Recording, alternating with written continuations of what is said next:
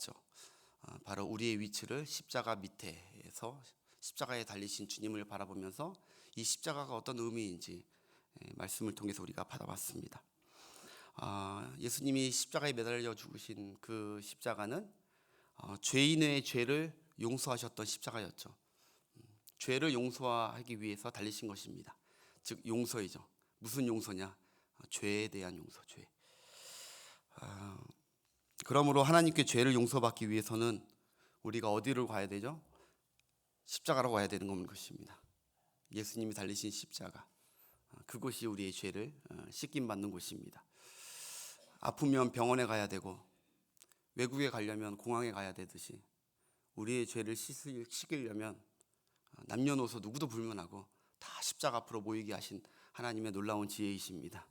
그곳에 가서 우리의 죄를 자백하면 어떤 죄이든지 태산만한 죄더라도 다 우리 하나님께서는 용서해 주시는 그 길을 우리 예수님이 여셨습니다. 할렐루야. 오늘은 가상칠언 두 번째 말씀인데요, 이 십자가 구원의 십자가였습니다. 따라합시다. 구원의 십자가. 어제는 밑에서 봤지만 오늘은 그 십자가를 옆에서 지켜본 두 강도, 그 관점에서 오늘 이 말씀을 듣겠습니다. 두 강도가 옆에서 지켜봤죠. 누가복음에는 행악자라고 우리가 읽었던 누가복음에는 행악자라고 나오는데 다른 복음서에는 강도라고 나옵니다. 강도. 이 강도들은 성경에는 기록되어 있지 않지만 성경 아닌 외경이라는 게 있어요. 그 외경에서는 그 외경에 니고데모 복음이라고 있어요. 니고데모. 그 니고데모가 나중에 예수님 믿었나 봐요. 근데 니고데모 복음에서는 이들이 사촌지간이라고 기록되어 있다고 합니다. 사촌지간. 평생 둘이 짝짝꿍돼서 못된 짓만 평생 했던 거예요. 결국 자기들의 죄로 그들은 십자가의 고통으로 당하고 있는 것이죠. 예수님과는 다르죠. 그들은 마땅히 자기 죄로 말미암아 십자가의 고통을 당하는 중. 이들은 십자가 고통 가운데 자신들의 죄를 뉘우치면서 지금 고통받는 것이 아닙니다. 억울해했을 것이고 분해했을 것이고 내가 재수가 없어서 여기 잡혀 들어가가지고 결국 이렇게 끝을 맺는구나. 분하고 원통하고 막 괴성을 지르고 고통 가운데 아마 여러분들이 아실 거예요. 흉악한 죄인들은 그런 고통에 있으면 더 거의 짐승처럼 행동하듯이 아마 그렇게 모습되어 있지 않았을까. 거기에 비해서 요한복음에 보면 우리 예수님은 가운데 계셨대요. 중앙에 양옆에 죄인들이고 우리 예수님은 진짜 털 깎는 앞에 잠잠한 양처럼 소하게 그 십자가의 고통을 참고 이겨내고 계시는 것이죠. 양옆에는 지금 막 이팔 저팔 그러면서 막 그랬을 거예요. 그런데 여러분 한 강도는 끝까지 한탄하고 발악을 하고 추악하게 마지막 모습까지 하다가 죽었는데 오늘 본문에 보니까 한 강도는 뉘우치고 예수님을 믿고 구원을 얻었다는 내용입니다. 두 사람 한평생 함께 지내며 붙어 다니다가 마지막 순간에 이 사촌지간이 두 명이 전혀 다른 길로 이제 가버립니다. 이 땅에서는 둘이 같이 붙어 다녔을 거예요. 근데 이 한순간 마지막 죽음의 이 직전에 둘은 전혀 다른 길로 가버리죠. 두 사람은 가까우면서도 이제 너무 먼 사이가 되어버립니다. 한 사람은 하나님께 죄를 용서받지 못했기에 죄가 그 사람을 지옥으로 이끌어가게 돼 있는 것입니다. 여러분 우리가 지옥을 잘 생각해 봐야 돼요. 지옥은 사람을 집어넣기 위해서 있는 곳이 아닙니다. 지옥은 죄를 담아놓는 것입니다. 죄가 처리되는 것, 죄가 갈 수밖에 없는 화살을 결국 갈 수밖에 없는 것이 만들어 놓은 것이 지옥이에요. 지옥. 사람을 고통하기 위해서 지옥을 만든 게 아니라 죄를, 그래서 하나님에 대해서 너무 오해하는 분들도 계시더라고요. 지옥을 만들어서 하나님이 고통스럽게 그걸 왜 만드셨냐고. 아니 죄를 다 싸그리 모아놓으려고, 악한 사단의 영도 다 그냥 악과 죄를 모아놓으려고 지옥을 만든 것인데 그 죄를 처리하지 못하면 결국 죄를 담당하는 곳에 가게 돼 있는 것입니다. 무슨 말씀인지 이해가 되시죠? 지옥은 하나님이 인간을 사랑하십니다. 인간은 하나님께 낙원에 오기를 원하시지.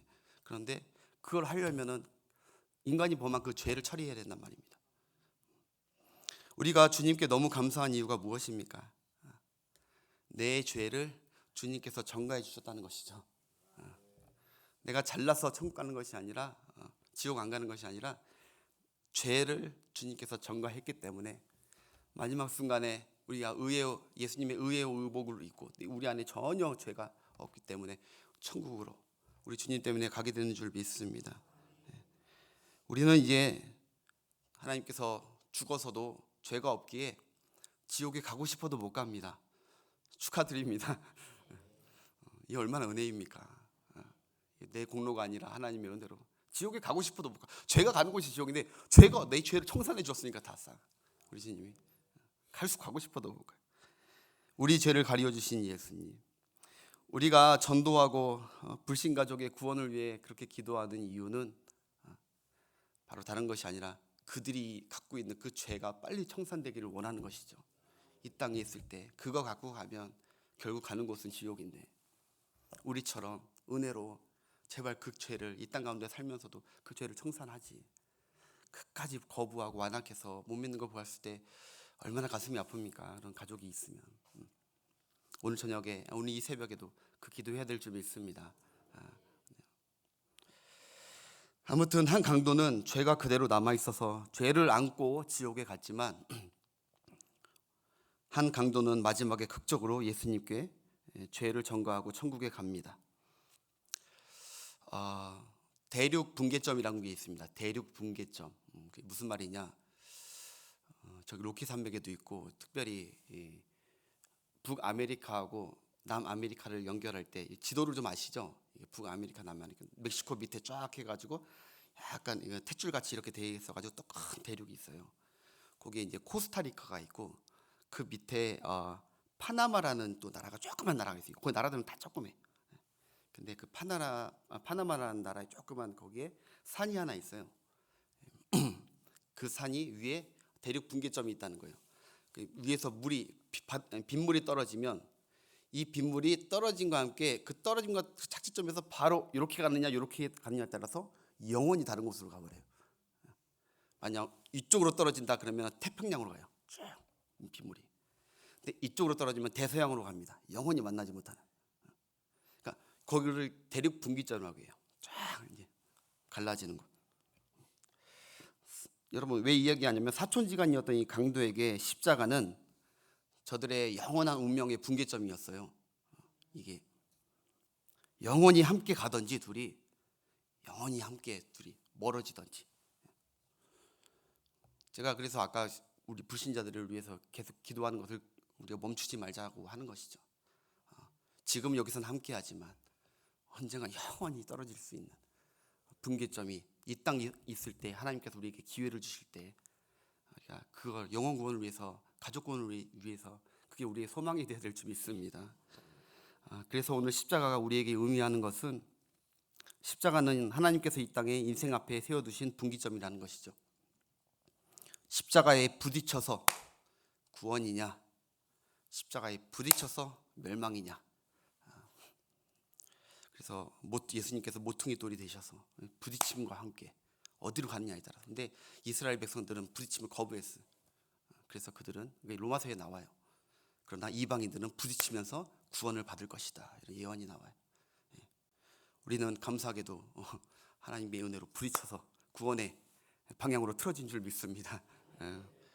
오늘 한 강도는 예수님의 십자가의 예수님을 영접하여서 구원받아서 영원한 낙원에 이릅니다. 우리 찰스 스펄전 목사님이라고, 찰스 스펄전 이 목사님 되게 유명하신데 이분이 이 사건을 이렇게 얘기해요. 이 죄수가 지상에서 예수님의 마지막 동반자였을 뿐만 아니라 천국에 함께 들어간 최초의 예수님의 동반자였다. 그래요. 기가 막힌 은혜를 받은 것이죠. 예수님과의 마지막 동반자였고, 그리고 예수님과 함께 간 최초의 동반자였다. 예수님과 천국에 최초로 함께 간 것은 예수님의 제자 베드로나 요한이 아니었어요. 그의 제자들도 아니었고 그의 어머니도 아니었습니다. 예수님과 함께 천국에 최초로 간 사람은 평생 못된 짓만 했던 그 범죄자가 예수님과 함께 최초의 천국에 올라간 사건이 이 사건입니다. 본문에 예수님께서 그에게 은혜의 약속을 하시잖아요. 약속 43절 예수께서 이르시되 내가 진실로 내게 이르노니 오늘 내가 나와 함께 낙원에 있으리라 하시니라. 아멘. 진실로 들어갔습니다. 약속, 확실한 약속. 걱정 마라. 오늘 내가 나와 함께 낙원에 이른다. 우리도 이 땅에 마치는 날 주님께서 우리의 영혼을 이끌어 낙원에 이르게 할 줄 믿습니다. 어떤 목사님께서 하셨던 간증을 들었는데 자기 교인 중에 충성하시는 권사님이 계시는데 그 권사님은 평생 소원이 남편 구원이에요. 그렇게 복음을 전하고 기도를 했는데도 남편을 끝까지 안 믿는, 남편은 기독교를 배척하고 그래서 늘 기도하고 눈물로 기도했던 걸 담임 목사님이 안 돼요. 근데 어느 날 병이 들어서 남편이 입원했다는 소식을 들었는데 퇴원은 안 하고 계속 오랫동안 있었는데 나중에 급하게 권사님한테 연락이 왔는데 목사님 꼭 빨리 좀 와달라고, 많이 위태하다고 남편이 와서 좀 기도해 주시라고.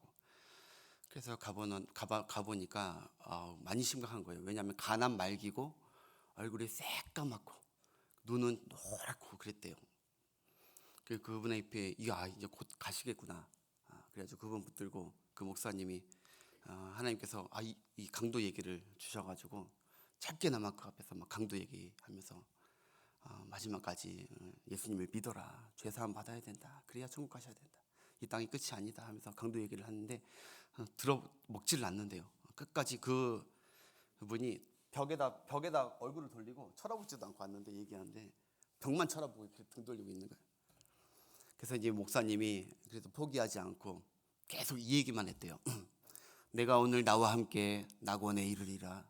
내가 오늘 나와 함께 낙원에 이르리라. 이 마지막 말씀만 계속 그렇게 5번, 6번, 7번째 내가 나와 함께 낙원에 이르리라 했을 때 7번째 했을 때 그 완악했던 그분이 고개를 싹 이제 몸을 돌리더니 아멘. 그리고 얼굴이 천사처럼 착 웃더니 그 상태로 그대로 가시더래. 권사님의 기도가 그래도 하나님께서 마지막에 들어주신 은혜죠. 네. 성령께서 역사해 주신 거죠. 그 사람은 아멘이 뭔지도 모르는데요. 아멘이 뭔지도 모르고 한 번도 교회 와본 적도 없는데 하나님께서 그의 영혼을 움직이신 줄 믿습니다. 아멘. 그래서 포기하지 말고 기도하자고요. 저도 얼마 전에 이제 홍기철 집사님 그 아버님 평생 예수 안 믿고 계시길래 마지막 꼭 와서 얘기해달라고 말도 못하게 하고 기도도 못하게 해요. 다 나가라고 했는데 귀에 대고 속삭이면서 예수님 꼭 믿어요. 저도 이거 똑같은 말씀 전했어요. 마지막 강도도 예수님 구주를 믿어서 천국 갔습니다. 막 했는데 미동도 않던 그분이 갑자기 하시더니 눈을 크게 뜨시더니 갑자기 하늘은 뭐 열렸는지 하늘을 보면서 하시더니 눈물을 뚝뚝 흘리시는, 한 번도 그런 적이 없었던 분인데 그래서 홍 집사님이 깜짝 놀라셨어요. 근데 아직도 안 돌아가셨어요. 산소 호흡기 꽂고 계시거든요. 너무 신기해요. 그래서 얼마 전 지난주에 부목사님도 한번 갔다 오시라고 말씀 전하라고. 그런데 너무 은혜로운 시간이었다고 해요. 말씀이 좀 빗나갔는데 여러분, 오늘 이 흉악한 강도가 변화되고 구원받게 된 것은 이 강도의 공로가 아니죠. 예수님 때문이고 예수님을 만났기 때문입니다. 사람은 예수님을 만나야 변화됩니다. 세상이 사람을 변화시키지 못합니다. 정치가 사람을 변화시킵니까? 교육이 사람을 변화시킵니까? 감옥이 사람을 변화시킵니까? 사람을 변화시키는 것은 오직 예수님 한 분뿐인 줄 믿습니다.